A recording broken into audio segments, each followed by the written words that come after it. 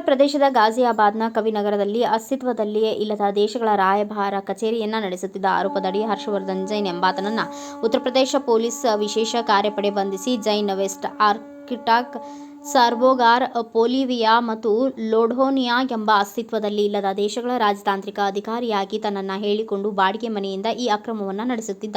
ಪ್ರಾಥಮಿಕ ತನಿಖೆಯಲ್ಲಿ ಜೈನ್ ವಿದೇಶದಲ್ಲಿ ಕೆಲಸ ಮಾಡಿ ಕೊಡಿಸುವ ಭರವಸೆ ನೀಡಿ ಹಲವರನ್ನ ವಂಚಿಸಿರುವುದು ತಿಳಿದುಬಂದಿದೆ. ಅಲ್ಲದೆ ಶೆಲ್ ಕಂಪನಿಗಳ ಮೂಲಕ ಅಹವಾಲ ದಂಧೆಯಲ್ಲಿ ಭಾಗಿಯಾಗಿರುವ ಶಂಕೆ ಇದೆ. ಜನರನ್ನು ಮೋಸಗೊಳಿಸಲು ಆತ ಪ್ರಧಾನಮಂತ್ರಿ, ರಾಷ್ಟ್ರಪತಿ ಸೇರಿದಂತೆ ಗಣ್ಯರೊಂದಿಗೆ ಮಾರ್ಫ್ ಮಾಡಿಸಿದ ಫೋಟೋಗಳನ್ನು ಬಳಸಿಕೊಂಡಿದ್ದಾನೆ. ಇದರ ಜೊತೆಗೆ ನಕಲಿ ರಾಜತಾಂತ್ರಿಕ ನಂಬರ್ ಪ್ಲೇಟ್ಗಳನ್ನು ತನ್ನ ಐಷಾರಾಮಿ ವಾಹನಗಳಿಗೆ ಬಳಸುತ್ತಿದ್ದ.